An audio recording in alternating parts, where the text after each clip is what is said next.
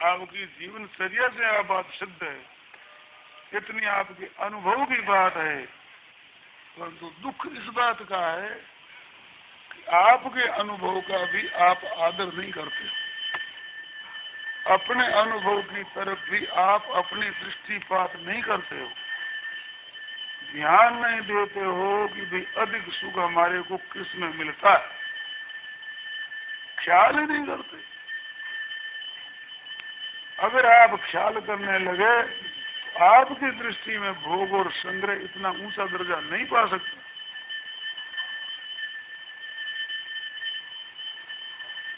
परंतु स्वयं विचार नहीं करते, शास्त्रों को नहीं देखते, सत्संग सुनते हुए भी अपने जीवन में भूले हैं उनको निकालने नहीं करते, सत्संग की बातें सीखने की चेष्टा करते हैं, याद करने की चेष्टा करते हैं और मन में समझते हैं कि धारण हो जाए तो अच्छी है, बातें बड़ी सुंदर कही और हमारे भी जीवन में आ जाए अच्छी बात है, तो जीवन में क्यों नहीं आ रही है ये चिंता नहीं है। इसकी लगन नहीं है जैसे रुपया कमाने की लगन है, भोगों के प्राप्ति करने की जैसी भगत भगत पर लगन लगती है, ऐसी लगन नहीं लगी कि भजन कैसे बने और ये साधन की बातें कैसे आचरण में आ जाए, ऐसी जोरदार लगन नहीं लगी। थोड़ी लगन लग जाए तो भी काम होता है, परंतु उसमें बाधा लगने पर दुख नहीं होता। वैसा साधन न पड़ने पर जलन नहीं होती और रुपया पैदा न और घर में खर्चा लगता है तो उसकी जलन पैदा हो जाती है। टट्टी पिशाब फिरते भी चिंतन उसका रहता है, बात करते भी उसका चिंतन रहता है, सोते जागते उसका चिंतन रहता है कि घर खर्चा कैसे चले। बिना चिंता की चिंता होती है, वैसी चिंता हुई है भजन के लिए, साधन नहीं बनता है इसके लिए नहीं हुई। कारण क्या है? अंधे होकर कार्य कर रहे हैं, विचार पूर्वक नहीं कर रहे हैं, वास्तव में मैं क्या चाहता हूं इसका भी पता नहीं, स्वतः मेरी चाहना क्या है इसका भी पता नहीं। गतानुगति को लोग न लोग पारमार्थिका,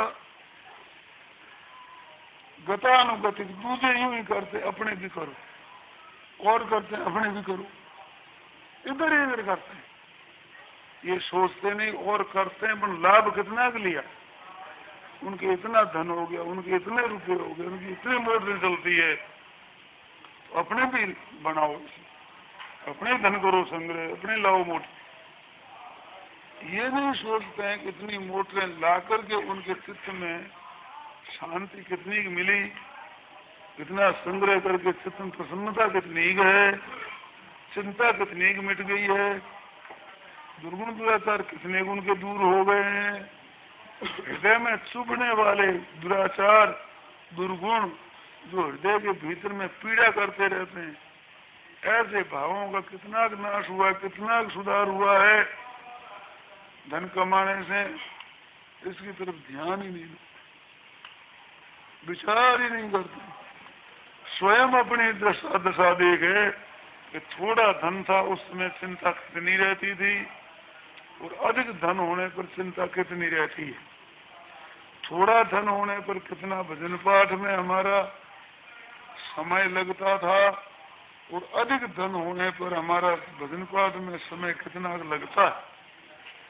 ऐसे स्वयं भी अगर टोटल मिलावे तो मेरे तो ये असर है आप लोगों के संग से कि अधिक धन होने से समय तो कम मिलता है, चिंता ज्यादा होती है और भजन पाठ और सत्संग जितना पहले होता उतना नहीं होता, छूट जाता है।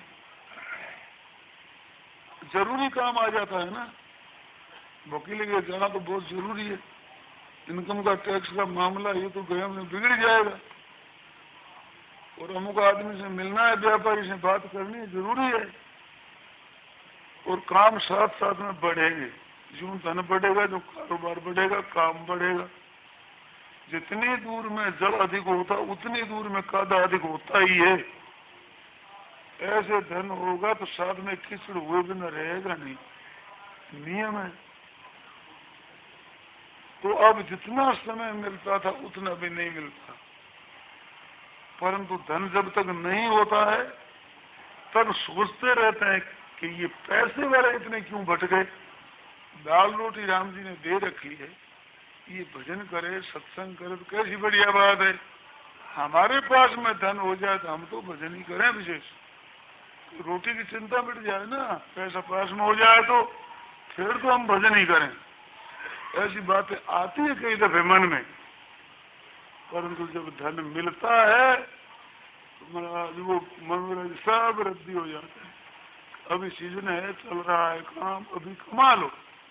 भजन की मन में आवे तो जाते पीछे करेंगे क्या है, अभी मौका है कमाने का, रात दिन लगा लो।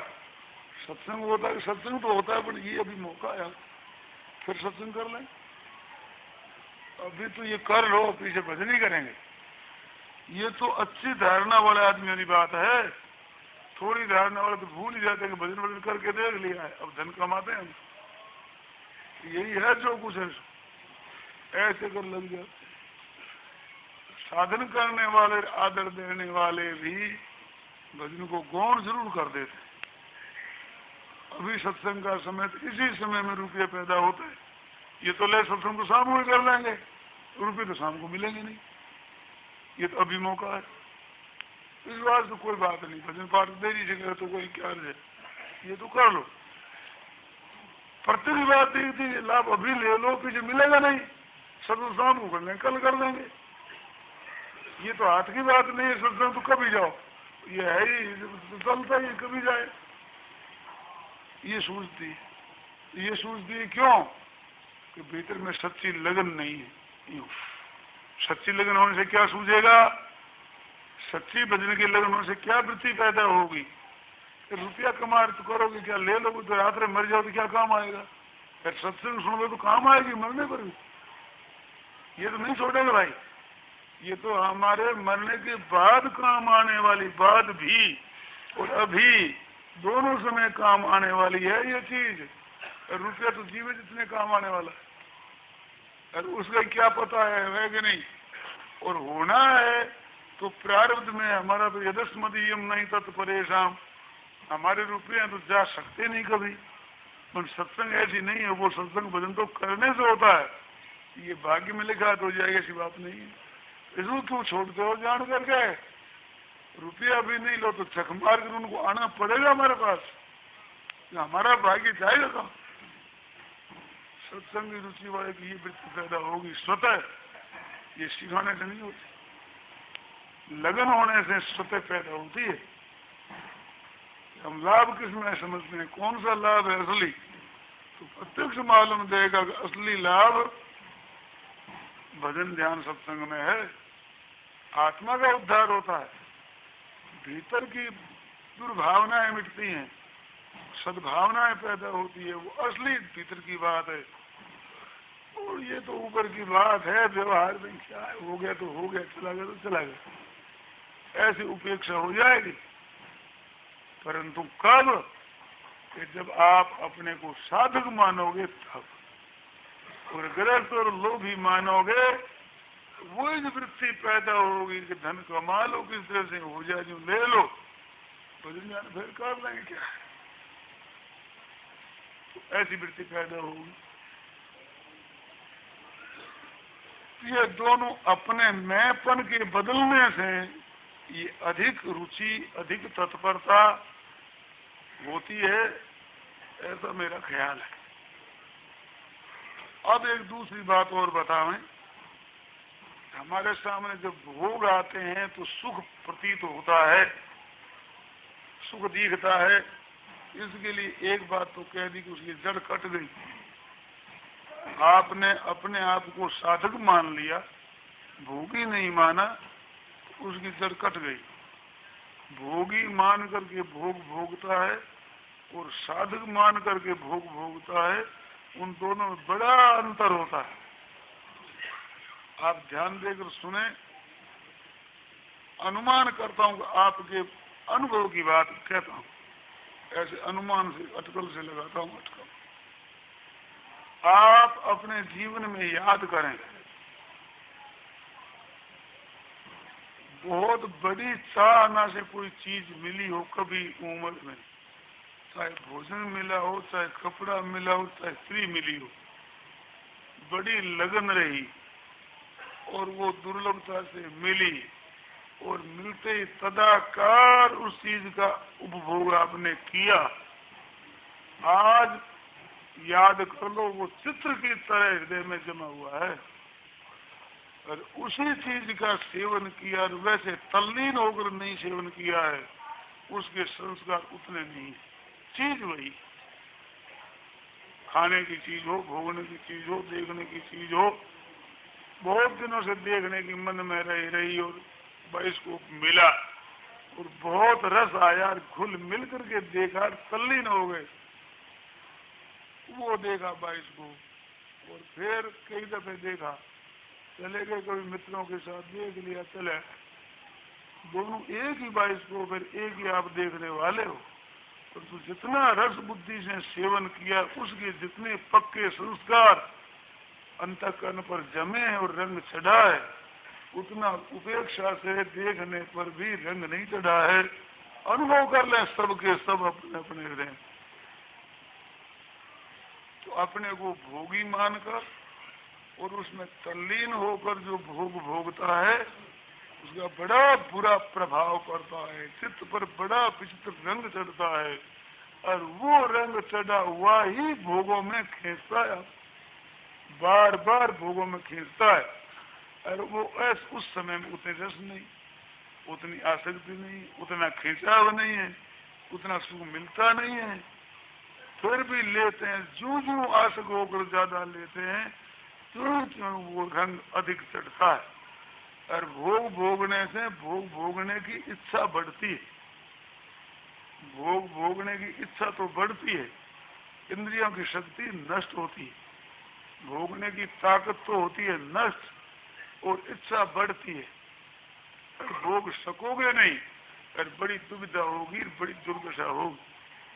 भोगों के रहने पर भी भोग्य वस्तु का नाश होगा और भोगने वाले का ह्रास होगा और संस्कार खराब पड़ेंगे, तो समय बर्बाद होगा। इन चार बातों की कमी कोई कर सकता नहीं, किसी की ताकत नहीं है कि ये दोष उसमें ना आवे। और अंतःकरण मैला होगा, जिससे भजन ध्यान होना मुश्किल हो जाएगा। एकांत में समय लगाओगे भजन ध्यान के लिए, तो वहां भोगे हुए चित्र सामने आ जाएंगे। हृदय से छोड़ना चाहोगे तो जल्दी छूटना मुश्किल हो जाएगा। नए भोगों का त्याग सुगम है, परंतु रस बुद्धि पूर्वक भोगे हुए भोगों का संस्कार छोड़ना मुश्किल है, कठिन है। इतना अनर्थ होता है, इतना अनर्थ। और इस जन्म में क्या छूटे, छूटे नहीं, दूसरे जन्मों में इतना गहरा असर उसका पड़ता है। ये छूटेगा जब कर्तृत्व अभिमान, मैंपन और मेरापन सर्वथा नष्ट होगा, तो मैंपन से वो चीज निकलेगी। क्योंकि मैंपन के साथ बैठ गई, सुख होगा वो। ये तो भोगी और भोग भोगता उसकी दशा। अब साधक है, साधन कर रहा है, पदार्थ सामने आ गया, भोग भोगना हमारा उद्देश्य नहीं है, उसमें मन लग जाता है। वो लगा हुआ मन, साथ में ये भाव रहता है कि कर क्या रहा, तू साधक है और ऐसा भोगी हो गया। ऐसा साथ में भाव रहते हुए भोग भोगे जाते हैं, उन भोगों का वो असर पड़ नहीं सकता कभी। उसकी जड़ कट गई, वो मजबूत नहीं रही। इस वास्ते एकादश स्कंध में भगवान ने कहा है कि दुखो दरकांश गर्यन भोगों को भोगे न छूटे तो, पर इनमें दुख भरा है, संस्कार खराब पड़ेंगे, आयु नष्ट होगी, रोग अनेक तरह के होंगे और जन्म मरण होगा, भजन ध्यान में बाधा लगेगी, ऐसी बातें भीतर में आती रहती है तो उनकी निंदा होती रहती है भोगों की। फिर आसक्ति से ही भोगना पड़ता है, क्या करे, छूटता नहीं, ये रहेगी भीतर में हलचल और दुविधा। इससे महाराज वो भजन स्मरण वाला पुल्ला तेज हो जाएगा, उधर बढ़ जाएगा, आसक्ति मिट जाएगी। परंतु कब के मैं साधक हूं, तब मैं जिज्ञासु हूं, मेरे को अब यही काम करना है, इस तरफ ही हमें चलना है। ये जब भाव हो जाएगा तो आपकी ये वृत्ति होगी। वो जो भोगों में आसक्ति दिखती है, प्रियता प्रतीत होती है, वो प्रियता वास्तव में भीतर से नहीं है, दिखती है भीतर से ही। पर जब पक्का विचार आपका हो गया और भगवान के शरण हो गए, हे नाथ मैं आपका हूँ, और दृढ़ता से विचार कर कह दिया कि अब आपका भजन ही करूंगा, सम्यक व्यवस्थित हो इसे निश्चय किया कि अब आज से यही निश्चय का भजन करना है, ये विचार अगर दृढ़ता से हो गया तो उसी क्षण भोगों की आसक्ति आपकी कट गई। कहते हमें तो वैसी दिखती, भोग सामने आने पर हमें तो वही प्रियता प्रतीत होती है। कहते प्रियता की प्रतीति मानो, प्रियता मत मानो। प्रियता है ये मत मानो, प्रतीति हो रही है। प्रतीति होती है, वो वस्तु नहीं होती। दर्पण में अपना मुख दिखता है तो दर्पण में मुख है क्या? है तो नहीं, दिखता है तो प्रतीति है। ऐसे ही भोगों में वो सुख प्रतीत हो रहा है, वो हमारी धारणा नहीं है। कहते वैसा का वैसा रस आता है, वैसी आसक्ति होती है, वैसी मन उसमें लग जाता है। कहते हैं लग तो जाता है पर लगाते भी हो गया कि रस ले लें, सुख ले लें, कि नहीं लगाते तो नहीं, लगाना चाहते भी नहीं, परंतु मन तो फंस जाता है। कहते जरूर आसक्ति है आपकी ये, परंतु ये आसक्ति और तरह की। तो भोग भोगने में भोगी बनकर के रस लेकर तल्लीन होते थे, वो इसमें बड़ा फर्क है, बड़ा फर्क। तो हमें तो थोड़ा भी नहीं दिखता फर्क। और आप कहते फर्क है, नहीं बड़ा फर्क है। कैसे? आग का ढेर है, 5, 7, 10 दिन खूब आग सुलगाई गई और ढेर लग गया इतना ऊंचा, उसमें जोर से पानी डाल दिया जाए और तर कर दिया जाए, एक साथ में पानी डाल दे और ऊपर से नीचे तक पानी चला गया, सब कोयले हो गए। आग की चिंगारी कोई सी कहीं कहीं है। उस आगी में आप हाथ रखो, क्या दशा होगी? हाथ जल जाए, फफल हो जाए, पानी में भीग गया है परंतु हाथ लगेगा। परंतु अब आग सुलगेगी क्या? अब फूंक मारो, नहीं हवा डालो, अब आग सुलग जाएगी? नहीं सुलग सकती। इसी तरह से अनादिकाल से भोगे हुए भोगों की आग है, उसमें पक्का विचार हो गया अब हमें साधन करना है, इस मार्ग की चलना है, मैं भोगी नहीं हूं, मैं तो साधक हूं ही। हो गया सो हो गया बस, अब पक्की बात हो गई। अब मैं इधर से उधर हो नहीं सकता, से मस हो नहीं सकता, शर्म आती है थूक कर चाटने में, ऐसा हो जाऊंगा मैं, नहीं हो सकता। ये जितना जोरदार विचार हो जाएगा, ये उस भोगों की आग पर पानी गिर गया। अब उसमें गर्मी दिखती है, दिखती है, आप साफ गर्मी मिटकर ठंडी हो जाएगी, 2-3 दिन के बाद देखो साफ ठंडी। ठंडा तो उसी समय हो गया। इसी बात को भगवान ने कहा है क्षिप्रम भव धर्मात्मा, बहुत जल्दी धर्मात्मा बन जाता है, बहुत ही जल्दी। क्यों? सम्यक व्यवस्थित हो ईसा, ये जोर इस पर दिया भगवान ने। कैसा मनुष्य? अपिचेत सुदुराचार, पापी से पापी, अन्यायी से अन्यायी, बड़ा खराब आचरण वाला पुरुष, भजते माम अनन्य भाग, अनन्य भाग भजते। अनन्य भाग का अर्थ तेल धारावत चिंतन नहीं, दृढ़ निश्चय एक अनन्य भाग, और का भजन नहीं करेंगे। पतिव्रत एक धनी, पतिव्रता है उसी एक ही धनी है।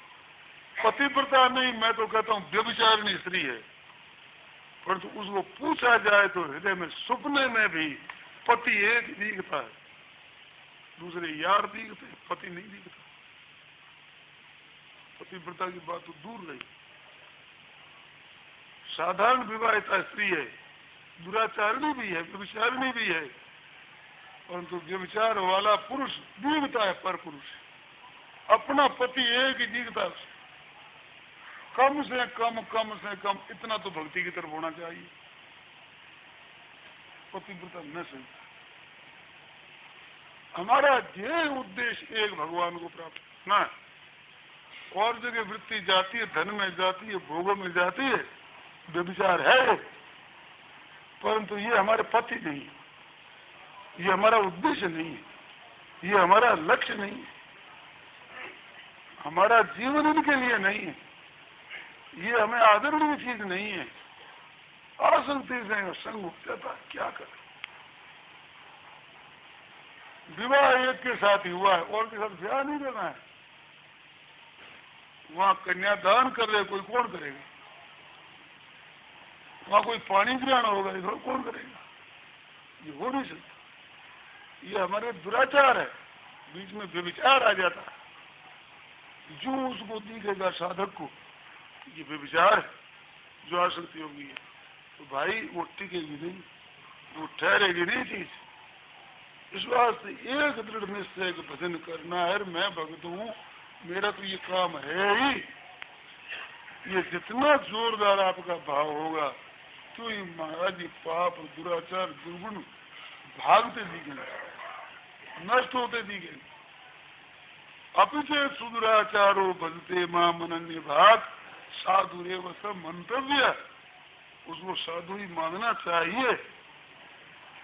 भगवान कहते उसको साधु मानो। महाराज किस बात पर माने? उसके द्वारा भी पाप क्रिया घट जाती है। आसक्ति पूर्वक पदार्थों का सेवन करता हुआ भी दिखता है, कहते ये तो दिखता है, परंतु सम्यक व्यवस्थित हो ईसा, उसने निश्चय बहुत बढ़िया कर दिया। रहतन प्रभु चित चूक किए की, ये किया हुआ दिखता है सामने, परंतु ये भगवान को याद नहीं आती।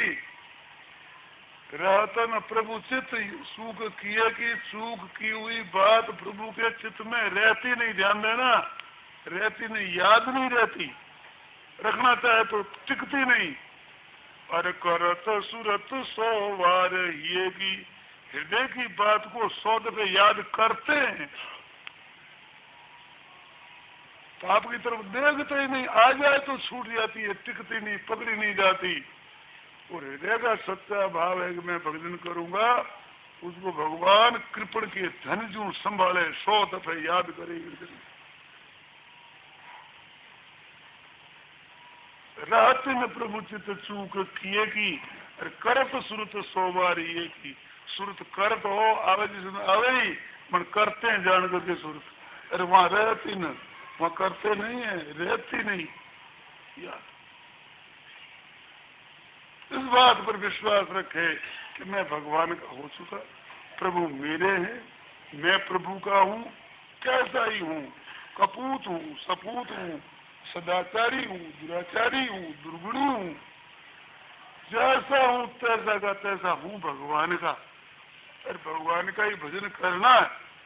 और पाप क्रिया घट जाती है, कोई अचानक मेरी आसक्ति हो जाती है भोगों में, उसका दुख होता है, जलन होती है, और वो पुकार उठता है कि हे नाथ क्या करूं, मेरा ये पिंड नहीं छूट रहा है, क्या करूं। बड़ी आदत खराब, बड़ी आसक्ति भोगों में, मैं आपके भक्त कहला करके कलंक लगा रहा, मैं आपका होकर के क्या कर रहा हूं, देखो प्रभु क्या कर रहा हूं। गोस्वामी तुलसीदास जी महाराज कहते हैं, यह हृदय भवन प्रभु तोरा और आज बसे बहु चोरा, ये मानत ना निहोरा और करत रहे तो भर जोरा। जबरदस्ती मेरे साथ कर रहे, परंतु यह हृदय भवन प्रभु तोरा ये आपका है, ये इनका नहीं। ना ना, भोग भोगने की चीज हमारे नहीं, मैं भोगी नहीं, ये वस्तु भोगों की नहीं, संसार की नहीं, संग्रह की नहीं, ये तो नाथ आपकी है, इसमें सुपने में भी संदेह नहीं है। अब ये नहीं हो रहा, मानते नहीं है, चोर आ रहे, तंग कर रहे हैं, करूं क्या।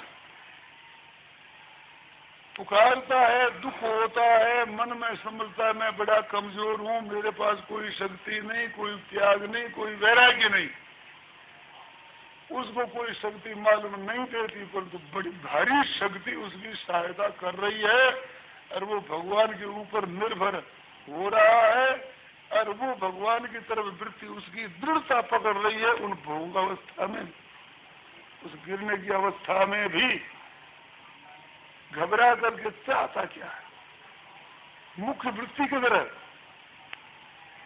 और ग्लानि किससे है, और आदर किधर है।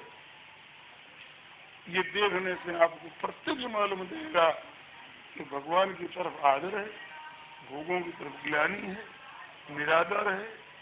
ये कितना दिन टिकेगा, वो जितना जोरदार व्याकुलता का दुख होगा उतना जल्दी मिटेगा, और कई दिन सहते रहोगे, भोग बुद्धि करते रहोगे, सुख लेते रहोगे, तो भी आपका भगवान का अपनापन है वो छोड़ेगा नहीं, पर दिन कई लग जाए।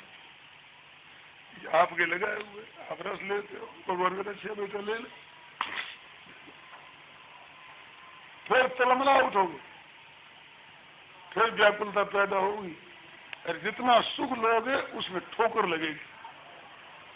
भगवत भक्त कहीं चूकता है, भोगों में संग्रह में लगता है, तो बड़ी जोर से ठोकर लगती है, आफत आती है, दुख आता है, चेत होता है वो ये आसक्ति की मैंने आज यूं फंस गया, नहीं तो क्यों फंसता।